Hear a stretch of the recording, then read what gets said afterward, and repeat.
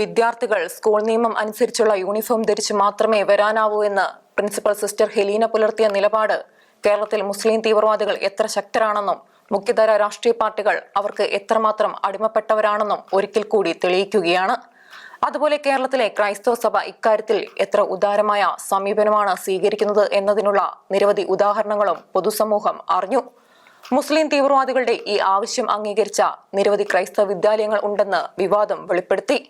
ഭാരതത്തിലെ അതിതീവ്ര ന്യൂനപക്ഷമായ ക്രൈസ്തവർക്ക് വിദ്യാഭ്യാസ സ്ഥാപനങ്ങൾ നടത്താനും പരിപാലിക്കുന്നതിനും ഭരണഘടന നൽകുന്ന അവകാശത്തിലും ഭാരതത്തിലെ കോടതികൾ യൂണിഫോം സംബന്ധിച്ച് സ്കൂൾ അധികൃതർക്ക് നൽകിയിട്ടുള്ള അവകാശത്തിലും എന്തിന് വെള്ളം ചേർക്കുന്നുവെന്ന് പറയേണ്ടത് തീവ്രവാദികളുടെ സമ്മർദ്ദത്തിന് വഴങ്ങുന്നവർ തന്നെയാണ്.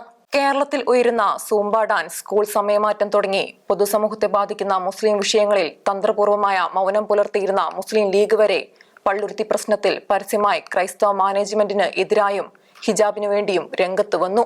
കോൺഗ്രസ് നേതാക്കൾ ഒരു വിധത്തിൽ പറഞ്ഞ് അവസാനിപ്പിച്ച വിഷയത്തിലാണ് തെരഞ്ഞെടുപ്പുകൾ പടിവാതിൽക്കൽ നിൽക്കുമ്പോഴും അതിനെതിരായ സമീപനവുമായി ലീഗ് വരുന്നത് എന്നത് ലീഗിനെ കുറിച്ചുണ്ടായിരുന്ന ധാരണകൾ തെറ്റാണെന്ന് ചിന്തിപ്പിക്കുന്ന സമീപനമാണ്.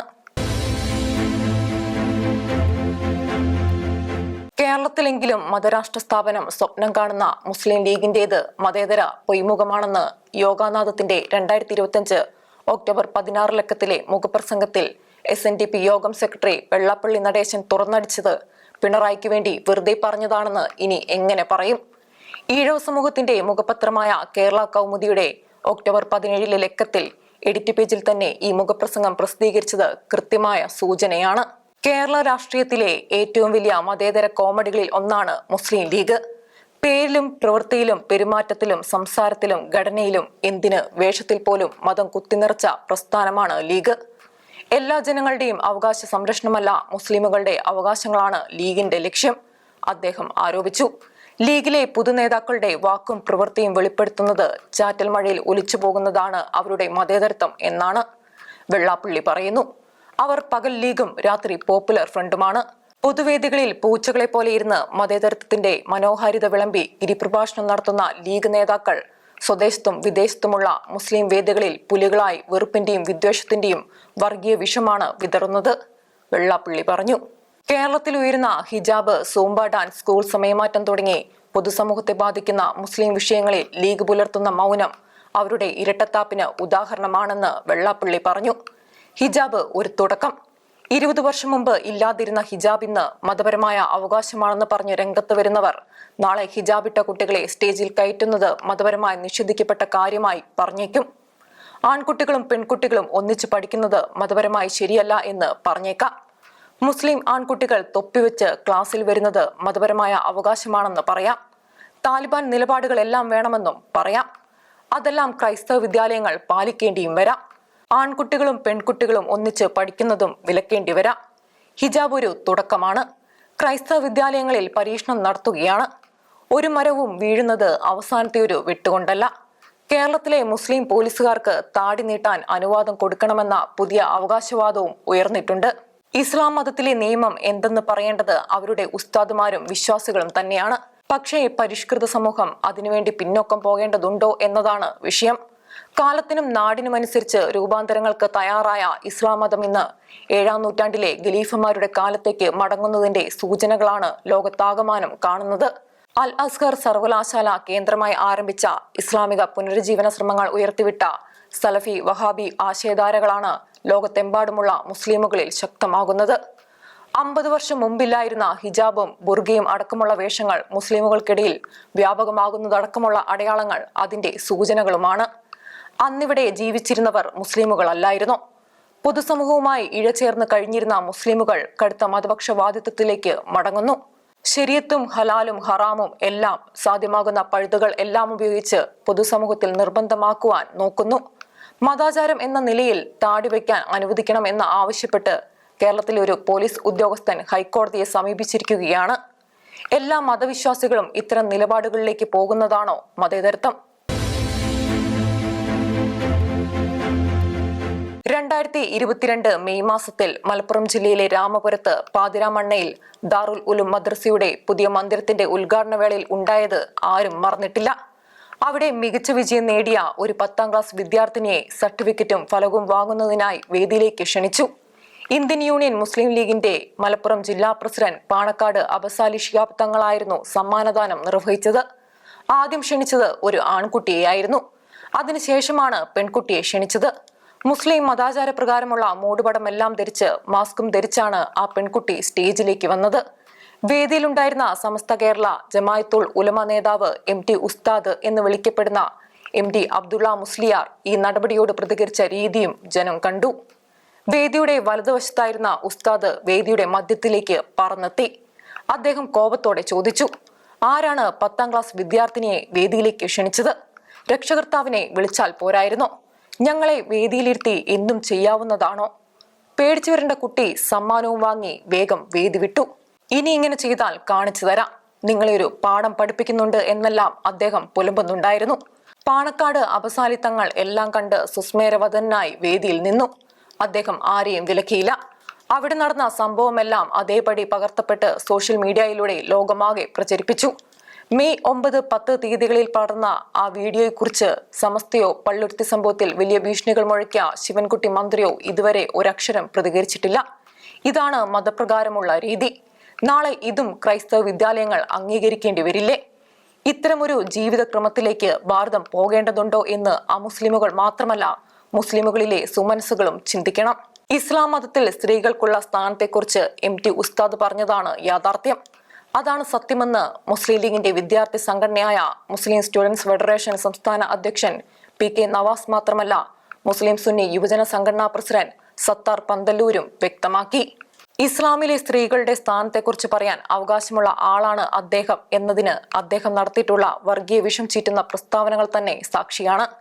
പാലാ മെത്രാനെതിരെ പറഞ്ഞ പരാമർശത്തിന് അടക്കം 1/2 ഡസനോളം കേസുകളിൽ പ്രതിയാണ് സത്താർ എന്നതും ഒരു കേസിലും പോലീസ് കാര്യമായ നടപടി എടുത്തിട്ടില്ല എന്നതും സത്യമാണ്. സ്ത്രീകൾ പൊതുവേദിയിൽ പ്രത്യക്ഷപ്പെടരുതെന്ന് തന്നെയാണ് ഇസ്ലാം നിയമം എന്ന് സത്താർ വ്യക്തമാക്കുന്നു. അതുകൊണ്ടാണ് മുഖം മറച്ചുള്ള ഹിജാബ് പോലുള്ള വസ്ത്രങ്ങൾ എന്നും അദ്ദേഹം അന്ന് ന്യായീകരിച്ചു. അടുത്ത കാലത്തായി മുസ്ലിം ദായ ക്രമ നിയമത്തിൽ നിന്നും പുത്രിമാരെ രക്ഷിക്കുവാൻ പല മുസ്ലിം ദമ്പതിമാരും സിവിൽ നിയമം അനുസരിച്ച് വീണ്ടും വിവാഹം കഴിക്കുന്നതിനെയും തീവ്രവാദികൾ എതിർക്കുന്നു. പെൺകുട്ടികൾക്ക് കുടുംബസ്വത്തിൽ തുല്യ അവകാശം കൊടുക്കുന്നത് ആപത്താണെന്ന് തീവ്രവാദികൾ വാദിക്കുന്നു. പള്ളുരുത്തിയിലെ സെന്റ് റീത്ത സ്കൂളിലേക്ക് ആ കുട്ടിയുമായി വന്നതും 4 മാസം ഹിജാബില്ലാതെ പഠിച്ചതും ഇപ്പോൾ മതം പറഞ്ഞ് ഹിജാബിനു വേണ്ടി ബഹളം വച്ചതും തീവ്രവാദ പ്രസ്ഥാനങ്ങളുടെ പ്രവർത്തകരുമായി സ്കൂളിൽ വന്ന് ഭീഷണി മുഴക്കിയതും എല്ലാം ആകസ്മികമെന്ന് കരുതാൻ ബുദ്ധിമുട്ടാണ്. തീവ്രവാദ നിലപാടുകൾക്ക് സോഷ്യൽ മീഡിയയിൽ പ്രതിരോധവും സംരക്ഷണവും ഒരുക്കുന്നവർ വർദ്ധിക്കുന്നു. കുട്ടി സ്കൂളിൽ ചേരുമ്പോൾ ഇത്തരമൊരു വ്യവസ്ഥ ഉണ്ടെന്ന് അറിയില്ലായിരുന്നു എന്നും സ്കൂൾ നിയമാവലിയിൽ അങ്ങനെയൊരു നിബന്ധന ഇല്ലായിരുന്നു എന്നും വരെ വാദിക്കുന്നുണ്ട്. എങ്കിലെന്തേ 4 മാസം ഹിജാബില്ലാതെ സ്കൂളിൽ പോയി എന്ന ചോദ്യം ഉയരുന്നു. ഈ നവ ധ്രുവീകരണം ഇതര സമുദായങ്ങളിൽ ഭീതിയും വർഗീയമായ ചിന്തകളും വളർത്തുന്നു. ഈശോ ആയിരുന്നെങ്കിൽ എന്തു ചെയ്യുമായിരുന്നു എന്ന് നല്ലവരെന്ന് മൂടുപടമിടുന്ന ചില തീവ്രവാദികൾ ചോദിക്കുന്നുണ്ട്. ഈശോ ആയിരുന്നെങ്കിൽ ആ കുട്ടിയെ ചേർത്ത് പിടിക്കുമായിരുന്നു. പക്ഷേ മറ്റു കുട്ടികളിൽ നിന്നും വേറിട്ട വസ്ത്രം ധരിക്കണമെന്ന അവളുടെ മാതാപിതാക്കളുടെ തീവ്രവാദത്തെ എതിർക്കുമായിരുന്നു. മതപരമായ എല്ലാ തീവ്രവാദങ്ങളെയും എതിർത്തവനല്ലേ ഈശോ? ഫരിസേയരുടെ പ്രത്യേക വസ്ത്രധാരണ രീതികളെ അദ്ദേഹം രൂക്ഷമായ ഭാഷയിൽ വിമർശിച്ചിട്ടുണ്ട്. തീവ്രവാദികളും അവരെ പിന്താങ്ങുന്നവരും പറയുന്ന നിലപാട് പുരോഗമനപരമാണോ, ഇന്ത്യയിലെ ഭരണഘടനയ്ക്ക് നിരക്കുന്നതാണോ എന്നൊന്നും പലരും നോക്കുന്നില്ല. ഭരണഘടന അനുവദിക്കുന്ന അവകാശങ്ങൾ സ്ത്രീകൾക്ക് നിഷേധിക്കുന്നവയാണ് തീവ്രവാദികളുടെ പല നിലപാടുകളും. അതുകൊണ്ടവ നിയമപരമായ കുറ്റമാണ്. അത്തരം നിലപാടുകൾ പ്രചരിപ്പിക്കുന്നവർക്കെതിരെ നടപടി സ്വീകരിക്കാൻ സർക്കാരിനും സർക്കാർ സംവിധാനങ്ങൾക്കും ചുമതലയുണ്ട്. പെൺകുട്ടികളുടെ അവകാശങ്ങൾ നിഷേധിക്കപ്പെടുമ്പോൾ വനിതാ കമ്മീഷൻ, കുട്ടികളുടെ അവകാശങ്ങൾ ലംഘിക്കപ്പെടുമ്പോൾ ബാലാവകാശ കമ്മീഷൻ എന്നിവകളും നടപടി എടുക്കേണ്ടതാണ്. നാടിന്റെ ഭരണം പിടിച്ചെടുക്കുവാൻ രൂപീകരിക്കപ്പെടുന്ന രാഷ്ട്രീയ പാർട്ടികൾ അത്തരം നിലപാടുകളുമായി എത്തുമ്പോൾ ഉസ്താദുമാരുടെ നിലപാടിനേക്കാൾ ആ മനോഭാവം ഭയാനകമാകുന്നുണ്ട്. ഭരണഘടനയാണോ ശരിയാ നിയമമാണോ വലുത് എന്ന ചോദ്യം ഇത്തരം സാഹചര്യത്തിലാണ് പ്രസക്തമാകുന്നത്. ശരിയാ നിയമമാണ് വലുതെന്ന് വാദിക്കുന്നവർക്ക് ഉസ്താദുകൾ പറയുന്നതാണ് വലുത്. അവർ അതനുസരിച്ചാവും ജീവിക്കുക. അവർക്ക് അങ്ങനെ ജീവിക്കുവാൻ ഭരണഘടന അനുവാദം നൽകുന്നു എന്നുവരെ അവർ വാദിക്കുന്നു. MT ഉസ്താദ് രാമപുരം സ്കൂളിൽ സ്വീകരിച്ച സമീപനത്തെ പുരോഗമനവാദികൾ രൂക്ഷമായി വിമർശിച്ചു. അവരിൽ കേരളത്തിലെ അന്നത്തെ ഗവർണർ ആരിഫ് മുഹമ്മദ് ഖാനും സാമൂഹ്യ നിരീക്ഷകനായ MN കാരശ്ശേരിയും ഉണ്ടായിരുന്നു. പരസ്യമായി അപമാനിക്കപ്പെട്ട ആ പെൺകുട്ടിക്ക് വേണ്ടി കേരളം ശബ്ദിക്കാത്തതിലും അപമാനിച്ചവർക്കെതിരെ കേസെടുക്കാത്തതിലും അദ്ദേഹം ആശ്ചര്യവും പ്രകടിപ്പിക്കുകയും ചെയ്തു. ഉസ്താദിന്റെ നിലപാടിനെതിരെ രൂക്ഷമായ വിമർശനമായിരുന്നു ഏറെയും. എന്നാൽ കേരളത്തിലെ വനിതാ കമ്മീഷൻ വാതുറന്നത് മൂന്നാം പക്കമാണ്. ബാലാവകാശ കമ്മീഷൻ സംഭവത്തെക്കുറിച്ച് അറിഞ്ഞതായി മൂന്നാം പക്കവും സൂചനകളില്ല. ഹരിത പ്രവർത്തകയായ അഡ്വക്കേറ്റ് ഫാത്തിമ തെഹാലിയ അടക്കമുള്ള പുരോഗമനവാദികളെന്ന് അവകാശപ്പെടുന്നവർ വസ്ത്രധാരണത്തിന് വ്യക്തികൾക്കുള്ള അവകാശത്തിനു വേണ്ടിയും വാദിച്ചു. വാസ്തവത്തിൽ ഹിജാബ് മതം നിർബന്ധിക്കുന്ന വസ്ത്രമല്ലേ? ആ വാദത്തിലൂടെ ഇന്ത്യയിലെ മുസ്ലിമുകൾ അടുത്ത കാലം വരെ ഉപയോഗിക്കാതിരുന്ന ഹിജാബിനും ബുർഗയ്ക്കും വേണ്ടി വാദിക്കുമ്പോൾ അവർ വാദിച്ചത് യഥാസ്ഥിതികൾക്ക് വേണ്ടിയായിരുന്നു. ഹിജാബ് ശരിയല്ലെന്ന് ആരിഫ് മുഹമ്മദ് ഖാൻ വാദിച്ചത് മുഹമ്മദ് നബിയെ തന്നെ ഉദ്ധരിച്ചുകൊണ്ടായിരുന്നു. എന്നാൽ ഫാത്തിമ തെഹ്ലിയയുടെ സോഷ്യൽ മീഡിയയിലെ ചിത്രം ഹിജാബ് ധരിച്ചുള്ളതാണ്. ഇസ്ലാമിൽ സ്ത്രീകളോടുള്ള സമീപനം പുരോഗമനവാദികൾ അവകാശപ്പെടുന്നത് പോലെയല്ല, വളരെ ഹീനമാണെന്ന് സ്ഥാപിക്കുവാൻ മുഹമ്മദ് നബിയുടെ ഭാര്യയെ ഉദ്ധരിച്ചുകൊണ്ടും സോഷ്യൽ മീഡിയയിൽ വന്നവരുമുണ്ട്.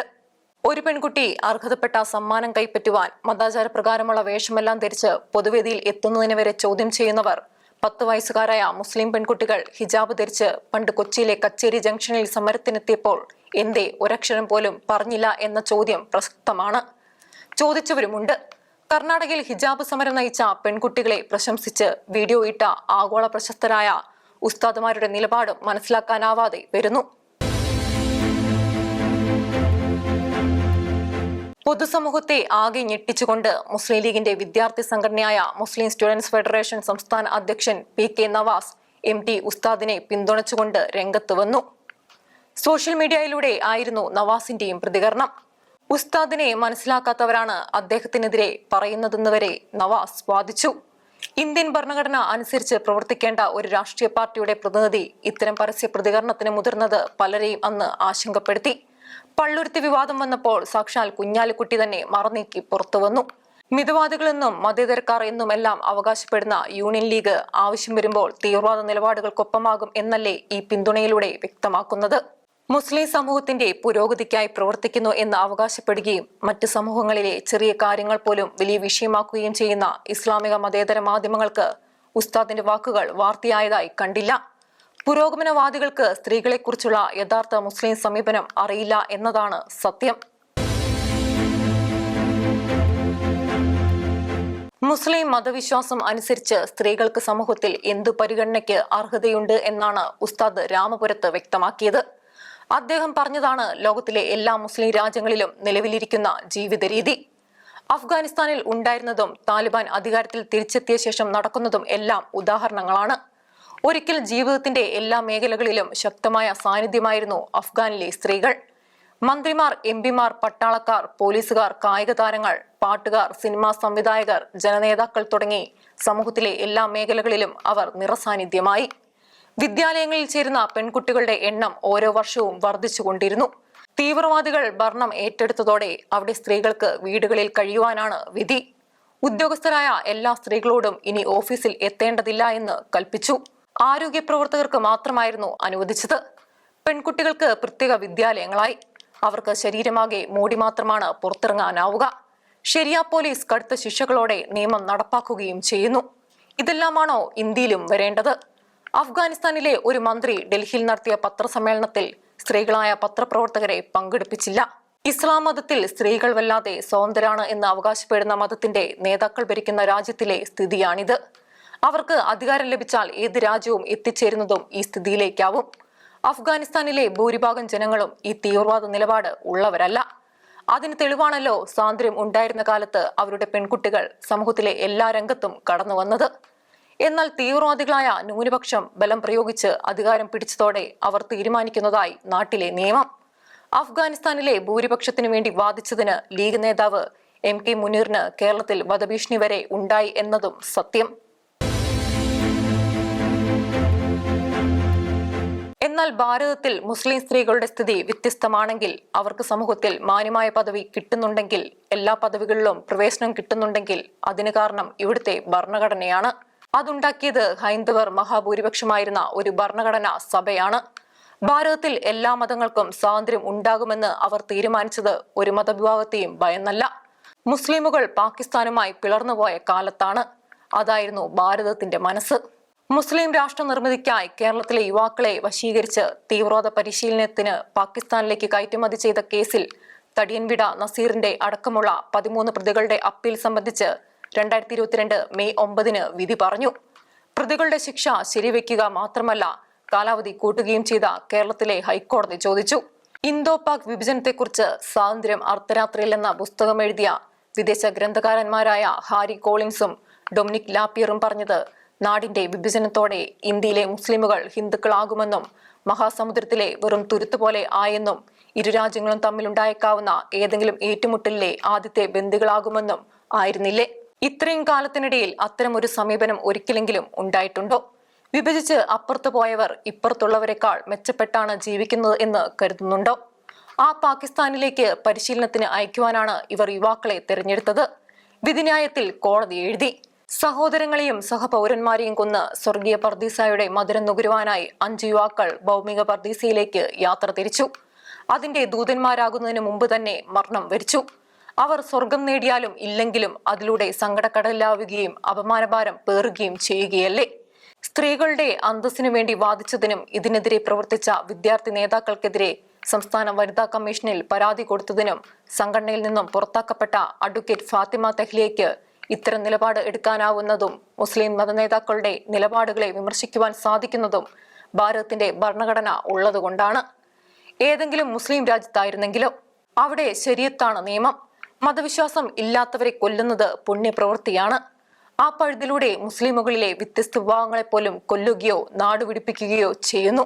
ഭാരതം ലോകത്തിലെ ഏറ്റവും വലിയ മുസ്ലിം രാജ്യമാകത്തക്ക വിധം ജനസംഖ്യ പെരുകുന്നതിന് കാരണവും ഇന്ത്യയുടെ ഭരണഘടനയാണ്. മുസ്ലിമുകൾ പരസ്പരം കൊന്നാലും ഇവിടെ കുറ്റകൃത്യമാണ്. പ്രമുഖ മുസ്ലിം രാജ്യങ്ങളിൽ പോലും ജീവിക്കുവാൻ അനുവാദമില്ലാത്ത മുസ്ലിം ഗ്രൂപ്പുകൾക്കും ഇവിടെ ജീവിക്കുവാനും മോസ്കുകൾ തുറക്കുവാനും എല്ലാം അനുമതി കിട്ടുന്നത് ഇന്ത്യൻ ഭരണഘടനയുടെ പച്ചയിലാണ്. ചില പണ്ഡിതന്മാർ ഉപദേശിക്കുന്നത് പോലെ മുസ്ലിമുകൾ ഒന്നിച്ചു നിന്ന് ഭാരതം ഒരു മുസ്ലിം രാജ്യമാക്കിയാൽ ആദ്യം ഇല്ലാതാകുന്നത് ഇന്നെല്ലാവരും എല്ലാറ്റിനും വഴി കണ്ടെത്തുവാൻ ഉപയോഗിക്കുന്ന ഇന്ത്യയുടെ ഭരണഘടന തന്നെയാവും. മതസ്വാതന്ത്ര്യം ആയിരിക്കും. ശരിയാ നിയമമാവും നടപ്പിലാക്കപ്പെടുക. മുസ്ലിം സമൂഹത്തിലെ ഭൂരിപക്ഷത്തിന് ഇഷ്ടമാണെങ്കിലും അല്ലെങ്കിലും MT ഉസ്താദുമാർ കൽപ്പിക്കും. നവാസിനെ പോലെയുള്ള രാഷ്ട്രീയ നേതാക്കൾ അക്ഷരം പ്രതി നടപ്പാക്കും.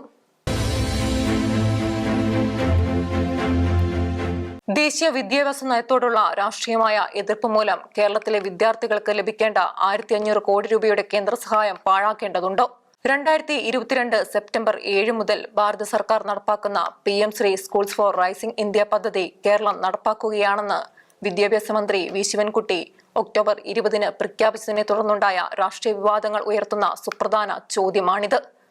ഭാരതത്തിലെ വിദ്യാലയങ്ങളിൽ നടപ്പാക്കുന്ന 27,360 കോടി രൂപയുടെ വിദ്യാഭ്യാസ നവീകരണ പദ്ധതിയാണ് PM Shri schools for rising India. 2022-23 മുതൽ 2026-27 വരെയാണ് പദ്ധതിയുടെ കാലാവധി. 2026-2027 ശേഷം പദ്ധതിയുടെ മുഴുവൻ ചെലവും സംസ്ഥാനത്തിനാണ്. കോളേജ് അധ്യാപകർക്ക് UGC സ്കെയിൽ നടപ്പാക്കുവാനും ഇതായിരുന്നു കേന്ദ്ര സമീപനം. ഈ നവീകരണ പദ്ധതി ചെലവിന്റെ 60% കേന്ദ്രവും 40% സംസ്ഥാനവും വഹിക്കും. അതായത് കേന്ദ്രം ഈ ഇനത്തിൽ 18,128 കോടി രൂപ വിതരണം ചെയ്യുന്നു. ഈ ഇനത്തിൽ കേരളത്തിന് ലഭിക്കാവുന്നത് 1,500 കോടിയോളം രൂപയാണ്. വിദ്യാഭ്യാസ മന്ത്രി പറഞ്ഞത് 1,466 കോടി രൂപ കിട്ടാനുണ്ട് എന്നാണ്. ഈ തുകയുടെ മുഴുവൻ ഭാഗവും PM Shri schools for rising India പദ്ധതിയുടെ അല്ല. ഒരു ഭാഗം PM ശ്രീ പദ്ധതി നടപ്പാക്കാത്തത് മൂലം കേന്ദ്രം തടഞ്ഞുവച്ചിരിക്കുന്ന സമഗ്ര ശിക്ഷാ പദ്ധതിയുടേതാണ്. സുപ്രീം കോടതി വിധിയിലൂടെ Tamil Nadu PM Shri schools for rising India പദ്ധതി നടപ്പാക്കാതെ തന്നെ സമഗ്ര ശിക്ഷാ പദ്ധതിയുടെ 700 കോടി രൂപ കേന്ദ്രത്തിൽ നിന്നും നേടി. അതുപോലെ കേരളത്തിനും ശ്രമിക്കാവുന്നതാണെന്ന് ദേശീയ വിദ്യാഭ്യാസ നയത്തെ എതിർക്കുന്നവർ ചൂണ്ടിക്കാണിക്കുന്നു. എന്നാൽ വെറുതെ സമയം കളയുന്ന പരിപാടിയാണ് നിയമയുദ്ധം എന്നാണ് ഉദ്യോഗസ്ഥരുടെ പക്ഷം. സമഗ്ര ശിക്ഷ 2,152 കോടി രൂപയുടെ ഫണ്ടാണ് തമിഴ്നാടിന് കിട്ടാനുള്ളത്. കോടതി വിധി മൂലം കിട്ടിയത് 700 കോടി മാത്രമാണ്. കേരളവും തമിഴ്നാടും പശ്ചിമ ബംഗാളും ഒഴികെയുള്ള എല്ലാ സംസ്ഥാനവും കേന്ദ്രഭരണ പ്രദേശങ്ങളും നടപ്പാക്കിയ പദ്ധതിയാണ് PM Shri schools for rising India. ഇന്ത്യയിലെ 670 ജില്ലകളിലെ 12,400 വിദ്യാലയങ്ങളിൽ പദ്ധതി നടപ്പാക്കുന്നു. ഇത് നടപ്പാക്കാത്തത് മൂലം 2023-24 സമഗ്ര ശിക്ഷയ്ക്കുള്ള ഫണ്ട് തടഞ്ഞപ്പോൾ തന്നെ പുതിയ പദ്ധതി നടപ്പാക്കാമെന്ന് കേരളം കത്ത് നൽകിയിരുന്നു. എന്നാൽ ധാരണാപത്രം ഒപ്പിടാത്തതിന്റെ പേരിൽ കേന്ദ്രം സഹായം തടഞ്ഞു. വിദ്യാലയങ്ങളിൽ അടിസ്ഥാന സൗകര്യങ്ങൾ ഉണ്ടാക്കുക, മാനവ വിഭവശേഷി വികസനം, സ്കൂൾ ലീഡർഷിപ്പ്, സ്കൂളിന്റെ മാനേജ്മെന്റ് മോണിറ്ററിംഗ് ഭരണം, ഉപഭോക്താക്കളുടെ സംതൃപ്തി, കരിക്കുലം, പെഡഗോഗി, ഇന്റർ ഇക്വിറ്റി തുടങ്ങിയവയ്ക്കായാണ് പണം നൽകുന്നത്.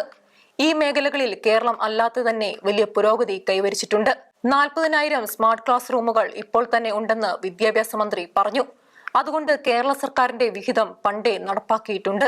ഒരു ബ്ലോക്കിൽ 2 വിദ്യാലയങ്ങളാണ് PM Shri schools for rising India പദ്ധതിക്ക് അർഹരാവുക.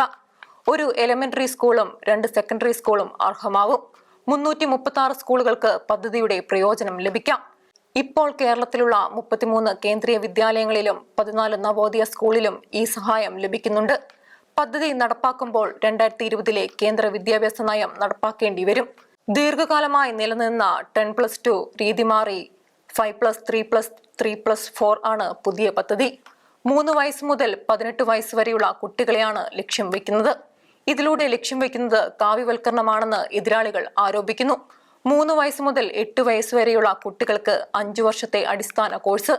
അംഗൻവാടി മുതൽ 2ാം ക്ലാസ് വരെയുള്ള കാലമാണിത്. 8 വയസ്സ് മുതൽ 11 വയസ്സ് വരെയുള്ളവർക്ക് 3 വർഷത്തെ പ്രിപ്പറേറ്ററി കാലമാണ് രണ്ടാമത്തേത്.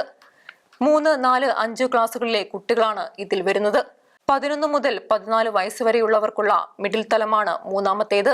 6, 7, 8 ക്ലാസുകളിലെ കുട്ടികളാണ് ഈ തലത്തിലുള്ളത്. 14 മുതൽ 18 വയസ്സ് വരെയുള്ളവർക്കുള്ള സെക്കൻഡറി തലമാണ് അവസാനത്തേത്. 9 മുതൽ 12 വരെയുള്ള ക്ലാസുകളിലെ കുട്ടികൾ ഇതിൽ പെടുന്നു. ഇതിനപ്പുറം എന്ത് വ്യത്യാസമാണ് ദേശീയ നയത്തിൽ എതിർക്കപ്പെടേണ്ടതായി ഉള്ളതെന്ന് വ്യക്തമല്ല. വിദ്യാഭ്യാസ മേഖലയെ കാവ്യവൽക്കരിക്കും എന്നാണ് പൊതുവെ പറയുന്നത്. കേരളത്തിലെ ആരോഗ്യ വകുപ്പിലും കൃഷി വകുപ്പിലും ഉന്നത വിദ്യാഭ്യാസ വകുപ്പിലും കേന്ദ്ര പദ്ധതികൾ നടപ്പാക്കുമ്പോൾ എന്തിന് പൊതുവിദ്യാഭ്യാസ വകുപ്പ് മാത്രം മാറി നിൽക്കണം എന്നാണ് ശിവൻകുട്ടിയുടെ ചോദ്യം. 5 ലക്ഷം വരെ ചികിത്സാ സഹായം ലഭ്യമാക്കുന്ന ആയുഷ്മാൻ ഭാരത് പ്രധാനമന്ത്രി യോജന പദ്ധതി, national Ayush mission, national TB control program, Rashtriya Bal Swasthya കാര്യക്രമം, ജനനി ശിശു സുരക്ഷാ കാര്യക്രമം തുടങ്ങിയ കേന്ദ്ര പദ്ധതികൾ കേരളം നടപ്പാക്കുന്നു. ഇതിനെല്ലാം കിട്ടുന്ന പണം നിശ്ചിത കാര്യങ്ങൾക്ക് വേണ്ടിയാണോ ചെലവിടുന്നത് എന്ന് സംശയമുണ്ട്. കേന്ദ്രത്തിൽ നിന്നും തുക വാങ്ങി വകമാറ്റി ചെലവാക്കാൻ ഉദ്ദേശിച്ചാവും ഇക്കാര്യത്തിലും വെപ്രാളം കാണിക്കുന്നതെന്ന് കരുതുന്നവരുണ്ട്. കൃഷിവകുപ്പിൽ അങ്ങനെ ചെയ്തത് പുറത്തറിഞ്ഞതിനാണ് കൃഷിവകുപ്പ് സെക്രട്ടറി ഡോക്ടർ B അശോകിന് അപ്രീതി നേരിടേണ്ടി വരുന്നത്. ലോകബാങ്കിൽ നിന്നും കൃഷിവകുപ്പിന് ലഭിച്ച 140 കോടി രൂപ വകമാറി ചെലവാക്കി. 1656 കോടിയുടെ സഹായമാണ് ഈ ഇനത്തിൽ ലോകബാങ്കിൽ നിന്ന് ലഭിക്കുന്നത്. ശിവൻകുട്ടിയുടെ മനസ്സുമാറ്റം ഇടതുമുന്നണിയിൽ വിഷയമായി. CPI ഈ തീരുമാനത്തെ എതിർക്കുന്നു. CPM-നും മറ്റ് ഘടകകക്ഷികൾക്കും എതിർപ്പില്ല. അതുകൊണ്ട് മുന്നണി മര്യാദ അനുസരിച്ച് CPI ശിവൻകുട്ടിയുടെ മനസ്സുമാറ്റത്തെ അംഗീകരിക്കേണ്ടതാണ്. CPI-യുടെ പ്രതിഷേധത്തെ CPM സംസ്ഥാന സെക്രട്ടറി വല്ലാതെ പുച്ഛിച്ചത് CPI വേദനിപ്പിച്ചു. പണ്ട് ബാലകൃഷ്ണപിള്ളയുടെ പ്രശ്നം ചോദിച്ച പത്രലേഖകരോട് ഏതു പിള്ള എന്തു പിള്ള എന്ന് കരുണാകരൻ ചോദിച്ചതുപോലെ ഏതു CPI എന്നാണ് ഗോവിന്ദൻ ചോദിച്ചത്. CPI-യുടെ നേതാവ് ബിനോയ് വിശ്വം ആ പ്രതികരണത്തെ മാന്യമായ ഭാഷയിൽ അപലപിച്ചു. ഇതിനിടെ ദേശീയ സെക്രട്ടറി MA ബേബി വിഷയത്തിൽ ഇടപെട്ടത് ഗൂഢലക്ഷ്യങ്ങളോടെ ആണെന്ന വ്യാഖ്യാനം ഉണ്ടായിട്ടുണ്ട്. പിണറായിയുടെ കയ്യിൽ നിന്ന് പാർട്ടി പിടിച്ചെടുക്കുവാൻ ബേബി നടത്തുന്ന നീക്കത്തിന്റെ ഭാഗം എന്നുവരെയാണ് വ്യാഖ്യാനം. മന്ത്രിസഭാ യോഗത്തിൽ CPI മന്ത്രിമാർ തീരുമാനത്തിലുള്ള എതിർപ്പ് പ്രകടിപ്പിച്ചു. 1969 പോലെ മുന്നണിയിൽ ഒരു കുറുമുന്നണി ഉണ്ടാക്കുവാനൊന്നും ഇപ്പോൾ CPI-ക്കാവില്ല. കാരണം ഇടതുമുന്നണിയിലെ മറ്റു കക്ഷികളെല്ലാം കടുത്ത പിണറായി പക്ഷക്കാരാണ്. അതുകൊണ്ട് CPI ഓടിയാൽ ഇത്ര ദൂരം എന്ന സമീപനം CPM-നും കാണും. ഗ്രഹണകാലത്ത് നീർക്കോലിക്കും വിഷമുണ്ട് എന്ന ചൊല്ലുപോലെ തെരഞ്ഞെടുപ്പ് അടുക്കുമ്പോൾ CPI-ക്കും ശക്തി ഉണ്ടല്ലോ. ശബരിമലയിലെ സ്വർണ്ണക്കൊള്ളയിൽ സർക്കാർ വെള്ളം കുടിക്കുകയാണ്. ഒക്ടോബർ 21 ചൊവ്വാഴ്ച അടച്ചിട്ട മുറിയിൽ അന്വേഷണ ഉദ്യോഗസ്ഥരുമായി മാത്രം സംസാരിച്ച ശേഷം മുദ്രവെച്ച കവറിൽ ഹാജരാക്കിയ രേഖകൾ പരിശോധിച്ച ശേഷം സ്വർണ്ണ കവർച്ച സംബന്ധിച്ച് ഹൈക്കോടതി പുറപ്പെടുവിച്ച നിരീക്ഷണങ്ങൾ ഇപ്പോഴത്തെ ദേവസ്വം ബോർഡിനും അതിലൂടെ സർക്കാരിനും തലവേദന ഉണ്ടാക്കുന്നതാണ്. സ്വർണ്ണ കവർച്ചയുടെ ഉത്തരവാദിത്തത്തിൽ നിന്നും ഇപ്പോഴത്തെ ബോർഡിന് ഒഴിഞ്ഞു നിൽക്കാനാവില്ലെന്ന് ഹൈക്കോടതി പറഞ്ഞു. സ്വർണ്ണ കവർച്ചയിൽ തിരുവിതാംകൂർ ദേവസ്വം ബോർഡിന്റെ ഏറ്റവും ഉന്നതർ മുതൽ താഴെത്തട്ടിൽ വരെയുള്ള ഓരോരുത്തരുടെയും പങ്ക് വിശദമായി അന്വേഷിക്കുവാൻ ഹൈക്കോടതി ഉത്തരവിട്ടു. ബോർഡ് ഉന്നതർക്ക് മോഷണത്തിന്റെ ഉത്തരവാദിത്തത്തിൽ നിന്നും മാറാനാവില്ല. ജസ്റ്റിസ് V രാജവിജയരാഘവനും KV ജയകുമാറും അടങ്ങിയ ദേവസ്വം ബെഞ്ച് വ്യക്തമാക്കി. ദേവസ്വം ബോർഡ് യോഗത്തിന്റെ മിനിറ്റ്സുകൾ പിടിച്ചെടുക്കുവാൻ കോടതി പോലീസിന് നിർദ്ദേശം കൊടുത്തു.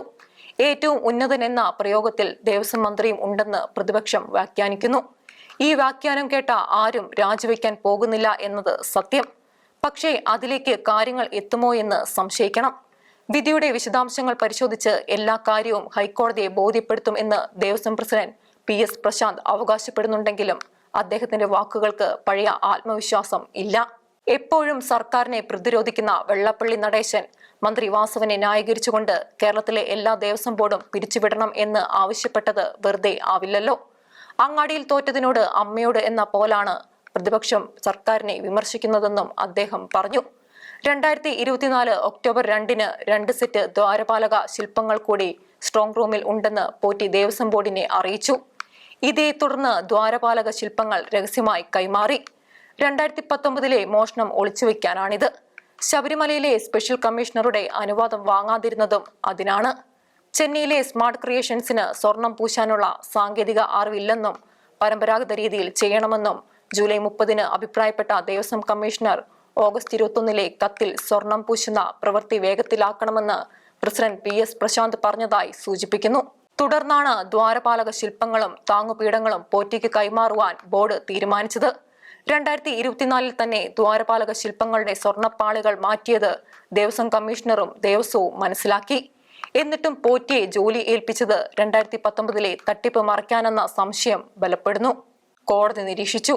ശ്രീകോവിലിന്റെ മേൽക്കൂരയും ദ്വാരപാലക ശില്പങ്ങളും താങ്ങുപീഠങ്ങളും വാതിലും വാതിൽപ്പാളികളും 1998-99 കാലത്ത് 30.291 കിലോ സ്വർണം ഉപയോഗിച്ച് സ്വർണം പൂശിയതാണ്. എന്നിട്ടും ചെമ്പുപാളി എന്ന് പറഞ്ഞ് കൈമാറി. തിരികെ എത്തിച്ചത് ശബരിമലയിൽ നിന്നും കൊണ്ടുപോയ സ്വർണ്ണപ്പാളികളാണോ എന്ന് സംശയമുണ്ട്. തിരികെ കൊണ്ടുവന്നപ്പോൾ തൂക്കി നോക്കുക പോലും ചെയ്യാതെ മഹസറിൽ രേഖപ്പെടുത്തുകയും ചെയ്തു. ഇതിന് ബോർഡിന് ഉത്തരവാദിത്തമുണ്ട്. ഹൈക്കോടതി നിരീക്ഷിച്ചു. ശബരിമലയുടെ സ്വർണത്തിൽ 474.9 ഗ്രാം സ്വർണം പോറ്റി കൈവശം വെച്ചു. സ്വർണം പൂശിയതിന് ചെലവായ 109.243 ഗ്രാം സ്വർണം സ്മാർട്ട് ക്രിയേഷൻസിനും നൽകി. ബാക്കി കൈവശമുള്ള 474.9 സ്വർണം സംബന്ധിച്ച് പോറ്റി അറിയിച്ചിട്ടും അത് പിടിച്ചെടുക്കുവാൻ ബോർഡ് നടപടി എടുത്തില്ല. ദ്വാരപാലക ശില്പങ്ങളിലും താങ്ങുപീഠങ്ങളിലും ചെമ്പ് തെളിഞ്ഞതായി സ്മിത്ത് നിർദ്ദേശിച്ചെങ്കിലും ടെൻഡറോ ഗ്യാരണ്ടി ഉണ്ടെന്ന രേഖകളോ പരിശോധിക്കാതെ അറ്റകുറ്റപ്പണിക്ക് പോറ്റിയെ തന്നെ ഏൽപ്പിച്ചു. 2021-ൽ സ്വർണ്ണപ്പാളികൾ തിരിച്ചു കൊണ്ടുവന്നപ്പോൾ തിരുവാഭരണം രജിസ്റ്ററിൽ പോലും ഉൾപ്പെടുത്തിയില്ല. അറ്റകുറ്റപ്പണി സന്നിധാനത്ത് വെച്ച് നടത്തണം എന്ന് ദേവസ്വം മാനുവലിൽ പറയുന്നു. ഇത് മറികടന്ന് പോറ്റിയെ ഏൽപ്പിച്ചു. ഇങ്ങനെ കോടതിയുടെ നിരീക്ഷണങ്ങൾ സർക്കാരിന് വലിയ തലവേദനയാണ്. അന്വേഷണം മുകളിലെത്താതിരിക്കാൻ സർക്കാർ തീർച്ചയായും ശ്രമിക്കും. ഹൈക്കോടതി പറഞ്ഞതുപോലെ ബോർഡ് ഉന്നതരിലേക്ക് അന്വേഷണം എത്തുമോ എന്നറിയാൻ കാത്തിരിക്കണം. ജനാധിപത്യ മുന്നണിയുടെ കേരളത്തിലെ മുഖ്യമന്ത്രി സ്ഥാനാർത്ഥികളിൽ KC വേണുഗോപാലും ഉണ്ടാകുമെന്ന് KPCC പ്രസിഡന്റ് സണ്ണി ജോസഫ് സൂചിപ്പിച്ചു. യൂത്ത് കോൺഗ്രസ് ദേശീയ സെക്രട്ടറിയാക്കിയ അബിൻ വർക്കി കേരളത്തിൽ പ്രവർത്തിക്കാനുള്ള ആഗ്രഹം പ്രകടിപ്പിച്ചപ്പോഴാണ് സണ്ണി ജോസഫ് ഈ സൂചന നൽകിയത്. ദേശീയ നേതാവാണെങ്കിലും കേരളത്തിൽ പ്രവർത്തിക്കാമെന്നും ദേശീയ ജനറൽ സെക്രട്ടറി KC വേണുഗോപാൽ തന്നെ ഉദാഹരണമല്ലേ എന്നും സണ്ണി ചോദിച്ചു. അദ്ദേഹം കേരളത്തിൽ സജീവമായി പ്രവർത്തിക്കുകയല്ലേ? ഒക്ടോബർ 13-ന് തിരുവനന്തപുരത്ത് സണ്ണി ജോസഫ് ചോദിച്ചു. യൂത്ത് കോൺഗ്രസ് പുനഃസംഘടനയിൽ സതീശനെയും രമേശിനെയും തള്ളി KCയുടെ ആൾക്കാർ പദവികൾ ഉറപ്പിച്ചതോടെ KC കേരളത്തിൽ ലക്ഷ്യം വെച്ച് പ്രവർത്തിക്കുവാൻ പോകുന്നു എന്ന് നിരീക്ഷകർക്ക് മനസ്സിലായതാണ്. ഷാഫി പറമ്പിലിന്റെയും AP അനിൽകുമാറിന്റെയും പിന്തുണ KCക്കുണ്ടെന്നാണ് സൂചന. പുതിയ ജനറൽ സെക്രട്ടറിമാരിലും വൈസ് പ്രസിഡന്റുമാരിലും വേണു ഗ്രൂപ്പിനാണ് മേൽക്കൈ. നിയമസഭാ കക്ഷിയിലും KC പിന്തുണയിൽ ഇപ്പോഴേ മുന്നിലാണ്. ഇപ്പോഴത്തെ 22 MLA-മാരിൽ 6 പേർ KCക്കൊപ്പവും 5 പേർ രമേശിനൊപ്പവും 3 പേർ A ഗ്രൂപ്പിലും 2 പേർ സതീശിനൊപ്പവും എന്നാണ് കണക്ക്. പുനഃസംഘടനയിൽ ദേശീയ നേതാവ് എന്ന നിലയിൽ KC രമേശിനെയും സുധാകരനെയും ഏക്കാരെയും പരമാവധി തൃപ്തിപ്പെടുത്തി. വിദ്യാഭ്യാസ വകുപ്പിന്റെ വിവാദമായ PM ശ്രീ പദ്ധതിയിൽ നിന്നും കേരളം സഹായം സ്വീകരിക്കുന്നതിനെ KC എതിർക്കുമ്പോൾ സതീശൻ അനുകൂലിക്കുകയാണ്. KCയുടെ വരവിനെ കുറിച്ച് ചോദിച്ചപ്പോൾ ഇന്ന് റെഡ് അലേർട്ടാണ്, ഞാൻ പോകുന്നു എന്ന് സതീശൻ നടത്തിയ പ്രതികരണവും പ്രശ്നമായിട്ടുണ്ട്. ഇപ്പോൾ സതീശന് എതിരാണ് കാറ്റ്.